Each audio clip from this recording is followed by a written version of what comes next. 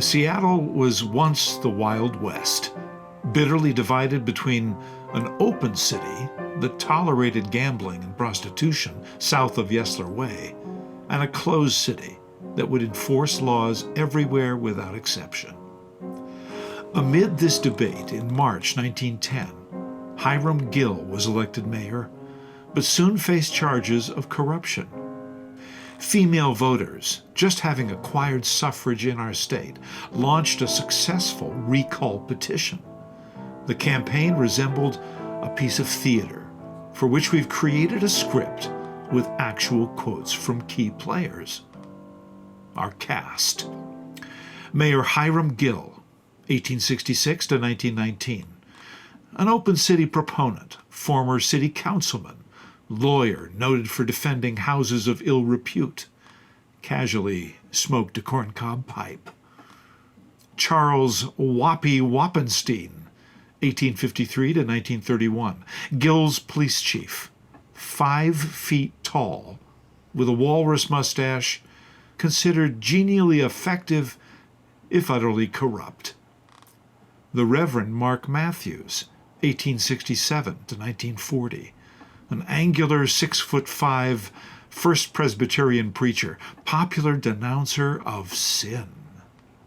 Alden J. Blethen, 1845 to 1915, the Seattle Times owner and editor-in-chief, vigorous supporter of Gill.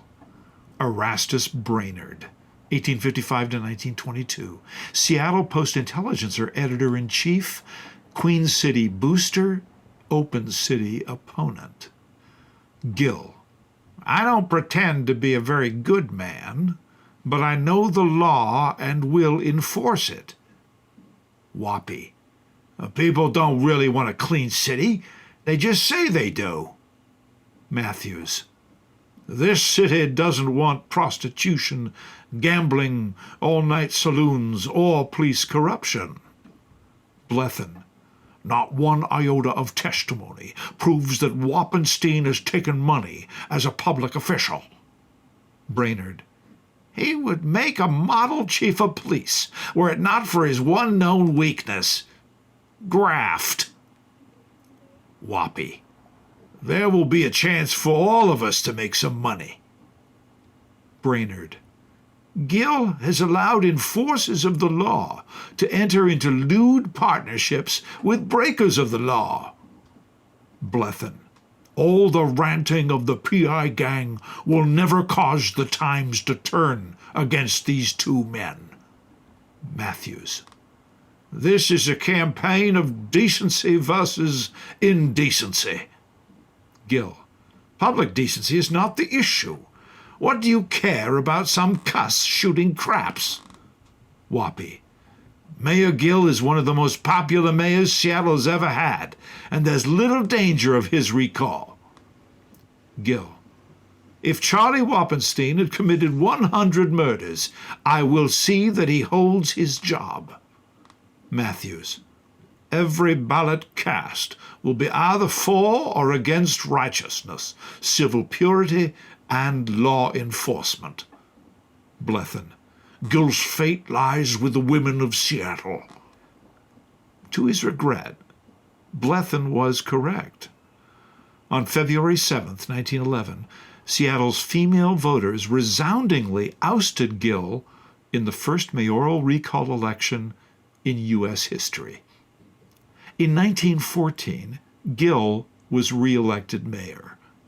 Flexibly repentant, he had campaigned on a closed city platform. Meanwhile, Whoppy wound up in the state penitentiary in Walla Walla.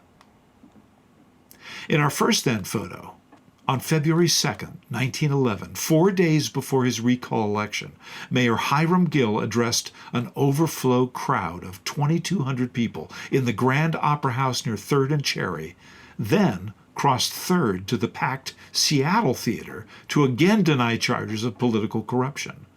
The streets filled with hundreds of would-be spectators who were denied entry. The photo was taken from the brand-new Hogue building nearby. In our second then photo, an overflow crowd awaits Mayor Hiram Gill in the Seattle Theater on February 2nd, 1911. In our third then photo, from left, the Reverend Mark Matthews, Mayor Hiram Gill, and Police Chief Charles Whoppy Wappenstein. In our fourth then photo, the Reverend Mark Matthews and Hiram Gill provide unlikely bookends to an unidentified newlywed couple on the Smith Tower observation deck circa 1914. Looks like all was forgiven. In our first now photo, the Grand Opera House, built for legendary theater impresario John Court in 1900, was gutted by fire in 1917. In 1923, it was converted to a 5-story parking garage with an original capacity of more than 300 automobiles. Its facade is largely unchanged. In our second now photo, we look at the exterior of the former Grand Opera House, now replaced by the Cherry Street Garage at 213 Cherry. While the arched entryway has been filled with concrete, original windows remain.